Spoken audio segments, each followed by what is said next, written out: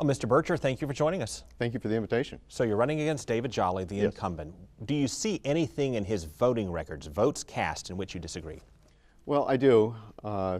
During the 2014 special election, David and I had a very similar platform, being Republicans. His position was constitutional conservative, and when he got to Congress, I investigated his voting record, and I found out his voting record, in my view, did not match what I thought he stood for and what I think the best interests of the community are. And which specific vote in Congress did he cast that you disagree with? Well, there were several. One, he ran with me and said he was against amnesty, voted for it, thought the border should be secure, has not done that in my view, said there would be no tax increases and voted for the omnibus, said we should repeal Obamacare, voted to fund it. So generally the voting record, in my opinion, did not match the position record. Mr. Bircher, when David Jolly entered the race and decided to seek re-election, were you blindsided? I can't say blindsided because I only ran a year ago, actually in July 20th, 2015, he announced he wouldn't seek re-election. So I was approached to seek the campaign because I was the only candidate really that qualified. But I had an indication in May when he said if Senator Rubio were to come back for his seat, he would step aside. So there was a little bit of notice there. But right until 3 days before the qualification period, he was steadfastly earnest that he was focused in running for the Senate. Would you have entered this race, Mr. Bircher, had you known that David Jolly would seek re-election? I would not have. Why then not get out of it now? Because when I had 8 months of running for the seat and people were pouring their hearts out in many ways to support me, and ironically many of my supporters were Representative Jolly people, his people that supported him, because the position that the county, the 13th Congressional District was in, was not even having a candidate to oppose Governor Christ. Give him a grade, A, B, C, D, or F. David? Yes. I'll give him C+. And why? That's better than average. He's better than average. So why stay in a race against a better than average congressman? Well, because I don't consider C+ as better than average, frankly. I do not think his voting record, there's 4 ways I see that you represent your constituency: a voting record, a spending record, a legislative record, and a leadership record. And the totality of all of those, and I'm on record in a video on my Facebook that I like David Jolly. I've had him to my house, he's very cordial to my family, he's a nice person, he has wonderful parents. It's just the representation that comes apart, and I don't think how he's representing us is in the best interest of the future of the community or the country. You take a lot of pride in your knowledge of the Constitution, and there's been a bit of a debate this year in terms of whether or not Merrick Garland should get a vote this year. Should he or should he not? Well, I don't remember ever saying that I took a lot of pride in my knowledge of the Constitution. There's probably 10,000 people in the county that know more than me. So I'm not really sure that's a valid point. You're not proud of your knowledge of the Constitution? I've never said that. Are you proud of your knowledge of the Constitution? I think everybody should always be a student of the Constitution, right. And I consider myself a student of the Constitution. And you take pride in that? I do take pride in being a student. Okay, so should Merrick Garland get a vote, yes or no, this year? I don't know.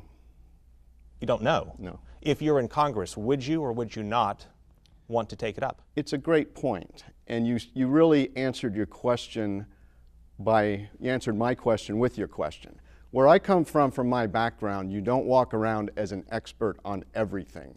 Whenever you get to a new assignment, a new challenge, you come in with your mouth closed, your ears open, your eyes open, and you get all the knowledge you can. And the reason I can't answer that is because I'm not satisfied I have all the answers necessary. If you were serving in Congress today, though, you would have to make a decision in terms of whether or not you would want to vote on Garland. If you were in Congress, you would have to make a decision despite your lack of knowledge of the circumstances. What would it be? You're asking me to speculate, and I never find where that has much merit to go into a hypothetical. Put me in Congress, then bring me back here, and it's a fair question. Should we end the trade embargo with Cuba? I'm on position in my Facebook that I think we should. Why? Because good people can have bad government. I think countries all over the world prove that.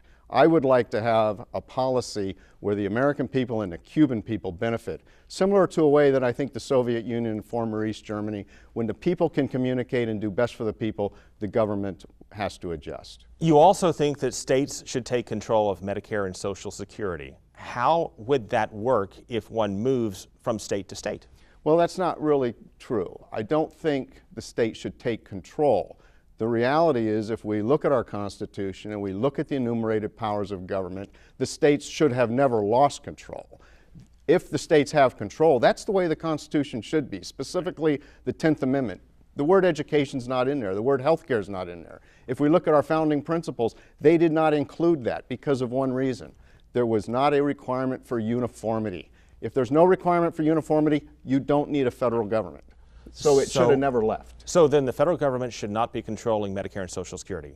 The federal government should obey the Constitution, stay within their enumerated powers. Which, in your position on this, is that it should not, therefore, maintain control of Medicare and Social Security. That's correct. So then, should we have Medicare and Social Security? And if so, which entity should govern it? I'm running for federal office. I want to do the enumerated powers, which are print money, common defense, foreign policy, and regulating interstate commerce.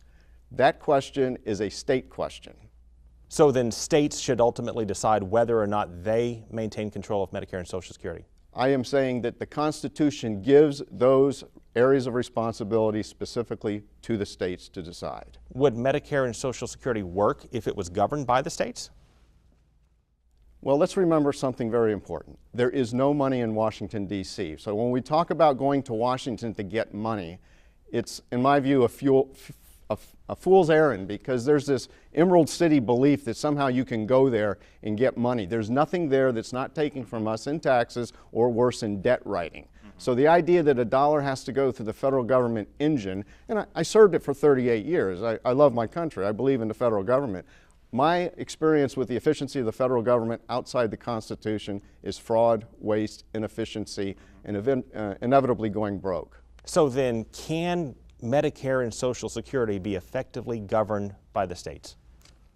Well, since the states provide all the funding, it has to be better than having the federal government in it. I would ask, people actually got sick before the federal government invented its powers to do Social Security or federal or Medicare, any of it. There were actually schools and colleges and hospitals and doctors and nurses before the federal government invented out of thin air their authority in these areas. So I submit the record strongly supports it. There was places to become educated, go seek medical care before the federal government intruded. Nowadays you're a pilot, correct? Yes, sir. International pilot? Yes. How often are you flying around the world? How much time do you spend outside of the district versus how much time you're able to stay within it? I'm a full-time, I believe I'm what the founders of this country's anticipated. Public service is what you were going to do out of a duty.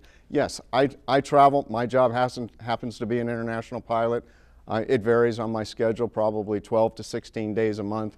I'm doing that job. If elected, what's the first thing you change or seek to change in Congress? I would seek to change the idea that our federal government has circumvented the Constitution with things like executive orders, inventing powers, getting back to the idea that the boundaries of the Constitution must be obeyed by our federal government service. And remember that the only reason the federal government exists is the states created it for one purpose, to serve the interests of the states. So when I hear things like fundamentally change America and preserve the Obama legacy, I completely lose confidence that that's what we should be seeking and our expectations of our federal government. Mr. Bircher, thank you for your time. Thank you very much for letting me be here.